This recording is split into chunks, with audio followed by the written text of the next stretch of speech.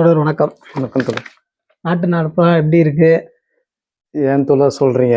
அ. 2 நாளைக்கு முன்னாடி பார்த்தீங்கன்னா, 2 தொழிலாளிகள் அடிச்சிட்டு செத்துருக்காங்க. எங்க? எங்க திருவல்லிக்கேணியில. ஐயய்யோ! பார்த்தசாரதி கோயில்ல. அ. அந்த கோயிலுக்கு முன்னாடி ஆ தூங்குறதுக்காக அங்க வந்திருக்காங்க. ம். அதுல ஒரு தொழிலாளி வந்து ஒருத்தர கல் எடுத்து அடிச்சு, தேவன் என்ற தொழிலாளிய அடிச்சு கொன்னுட்டு இருக்கிறாரு. இது நடந்திருக்குது. இந்த கொடுமையா இருக்குது. தொழிலாளிகளுடைய நிலைமையை கேட்கும்போது. தொடர் நானும் அந்த செய்தி பார்த்தேன். அது சம்மந்தமா உங்கள்ட்ட சில கேள்வி கேட்டா, நல்லா பதில் கிடைக்கும்னு நெனைக்கிறேன். கேளுங்க தோழர். இவங்கலாம் யாரு? இவங்கலாம் வந்து ஏன் கோயில் வாசல்ல வந்து தூங்குறாங்க? டெய்லியும் வேலைக்கு போறதா சொல்றாங்க. எதுக்கு கோயில் வாசல்ல வந்து தூங்கணும்? அதாவது தோழர், ஆ அந்த தொழிலாளிகள் 2 பேர் வந்து ஒருத்தர் வந்து பூந்தமல்லியை சேர்ந்தவர் ரஃபிக்கு. ம். அவர் பெயிண்டர் வேலை செய்கிறாரு. வீட்டில் என்ன பிரச்சனையோ தெரில. டெய்லி வந்து இங்கே பெயிண்டர் வேலை செஞ்சுட்டு அங்கே இங்கேயோ தங்கின்னு இருக்கிறாரு. இன்னொரு தொழிலாளி பார்த்தீங்கன்னா தேவன். அவர் வந்து திருவண்ணாமலை மலை அந்த பகுதியை சேர்ந்தவர். அங்கிருந்து இங்கே வந்து கட்டிட தொழிலாளி வேலையை செஞ்சுட்டு தினந்தோறும் என்ன கஷ்டமோ தெரில, அவங்க குடும்பத்துக்கு வாரம் முழுக்க உழைச்சி இதை பணம் அனுப்புகிறா போகுது. இப்படி வந்து வேலை செய்யக்கூடிய தொழிலாளிகள் வந்து இங்கே வந்து தங்கியிருக்கிறாங்க. அவங்க வேலை செஞ்ச நேரம் போக மேன்ஷனில் கூட இது மாதிரி தங்குறதுக்கு இடம் இல்லாமல் இங்கே வந்து தங்கி செய்கிறாங்க. இவங்கெல்லாம் ஒரு உதிரி தொழிலாளிகள். இது மாதிரி பார்த்தீங்கன்னா பல இடங்கள்ல சென்னையில் எல்லா இடத்துலையும் பார்க்கலாம். குன்றத்தூர்ல பஸ் ஸ்டாண்டுக்கு போனீங்கன்னா அங்கே சோத்து முட்டையை கட்டிக்கிட்டு வந்து 1000 பேர் வந்து வேலைக்காக வந்து நிற்கிறாங்க. தினந்தோறும் ஒவ்வொரு கான்ட்ராக்டு நீ வாமா நீ வேணாம்பா அப்படி சொல்லி சில பேரை பொறுக்கி எடுத்துட்டு போய் வேலை செய்கிறாங்க. இது மாதிரி பல இடங்கள்ல பம்மல்ல இப்படி ஒவ்வொரு பஸ் ஸ்டாண்ட்லேயும் வந்து அப்படி நிற்கிறாங்க. அந்த அளவுக்கு உதிரி தொழிலாளிகளாக வந்து அவங்க இருக்கிறாங்க. இவர் ஒரு உதிரி தொழிலாளி தான். இல்லை, இப்போ இவங்க வேலைக்கு போனால் சம்பளம் தராங்கல்ல, சம்பளம் வாங்குறவங்க ஏன் வந்து இல்லை தங்குறதுக்கு இடம் இல்லையா? இடம் இல்லாதான் கோயிலில் வந்து தங்குறாங்களா? கரெக்டு தான் தோழர். அதாவது வேலைக்கு போனால் சம்பளம் தராங்க. ஆனால் வேலை வந்து நிரந்தரமாக கிடைக்குதா?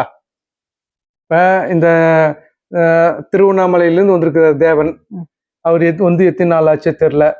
இப்போ சில மாநிலங்கள் வெளி மாநிலங்களுக்கு கூட வந்திருக்காங்க. சில பேர்லாம் வந்து உடனே போய் ரூம் எடுக்க முடியாது. அவங்க எப்படி வேலை செய்கிறாங்க, எப்படி வேலை தராங்க, இதெல்லாம் பார்த்துட்டு ஒரு 5-6 மாதம் கழிச்சு தான் ரூம் எடுக்கிறது. ஏன்னா நமக்கு தொடர்ச்சியாக வேலை தராங்க அப்படின்னா அதை பார்த்துட்டு 4-5 பேராக சேர்ந்து ஒரு ரூம் எடுத்து தங்குவாங்க.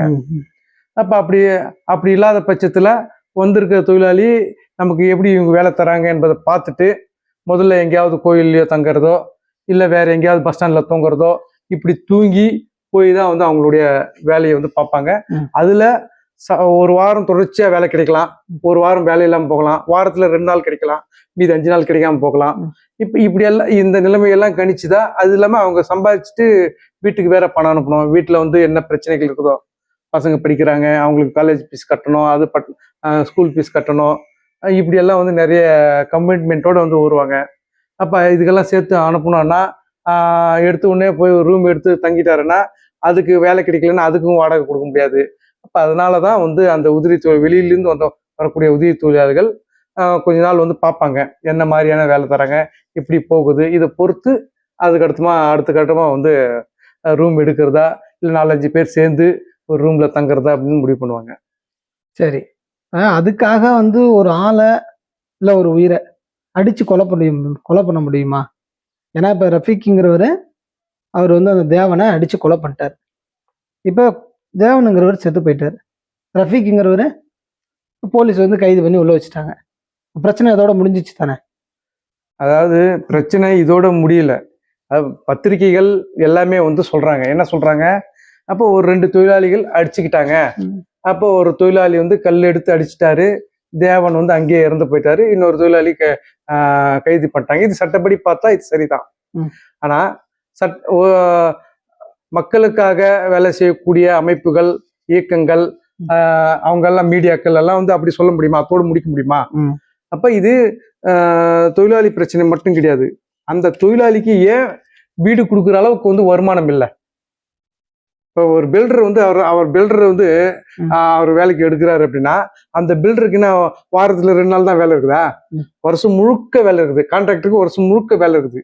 அந்த கான்ட்ராக்டர் ஏன் இவங்களை வந்து வருஷம் முழுக்க எடுத்து அவங்களுக்கு நிரந்தரமான ஒரு ஊதியம் கொடுத்து அவங்களுக்கான நிரந்தரமான ஒரு ஊதியம் கொடுத்தாவே அவங்க வீடு எடுத்துப்பாங்க. ஆமா. அப்ப அப்படி இல்லாம அவங்கள உதிரிகளாக வச்சுக்கிட்டு இன்னைக்கு உனக்கு வேலை நாளைக்கு இல்லை இப்படின்னு சொல்லி அதை ஒரு டிமாண்ட் உருவாக்குறாங்க.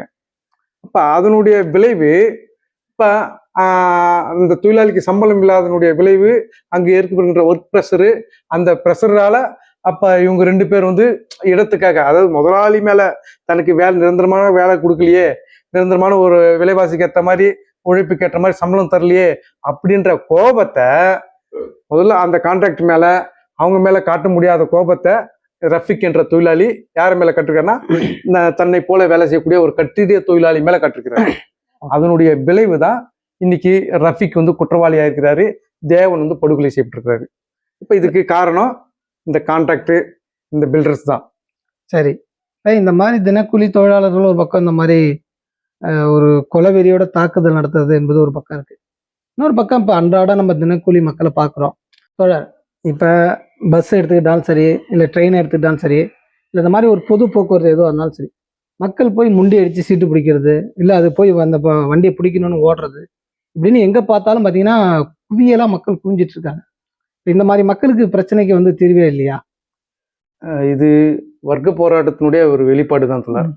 இப்போ அந்த தொழிலாளிகளுக்கு, அந்த மக்களுக்கு விலைவாசி உயர்வுக்கு ஏற்ற மாதிரி சம்பளம் கொடுத்தா, இல்லை அவங்களுடைய உழைப்புக்கு ஏற்ற மாதிரி கூலி கொடுத்தா, பணி நிரந்தரமான வேலையை கொடுத்தா, அப்போ அவங்களால எல்லாமே வாங்க முடியும் அப்படின்ற ஒரு உத்தரவாதம் இருந்ததுன்னா அவங்க வந்து இப்படி முண்டி அடிக்க வேண்டிய அவசியம் கிடையாது, குழாயடி தண்ணிக்காக சண்டை போட வேண்டிய அவசியம் கிடையாது. இப்போ ஏன் போராடுறாங்க அப்படின்னா அவங்களுக்கு அது கிடைக்கல, கிடைக்காத அளவுக்கு அவங்களுடைய வருமானம் வந்து இருக்குது. அப்போ கிடைக்கிற அளவுக்கு அவங்களுடைய வருமானம் இருந்தால் அவங்க அது மாதிரி செய்ய மாட்டாங்க. இப்போ மேட்டுக்குடியில் போய் பாருங்க, அப்போ அவங்களுக்கு வந்து தண்ணி வந்து தாராளமாக அவங்க வீட்டில் புழங்குற அளவுக்கு கிடைக்குது. அது மட்டும் இல்லாமல் அவங்களுடைய தோட்டத்துக்கும் தேவையான தண்ணியும் ஏற்பாடு பண்ணுறாங்க. அந்த அளவுக்கு வந்து அவங்க கிட்ட கிடைக்குது.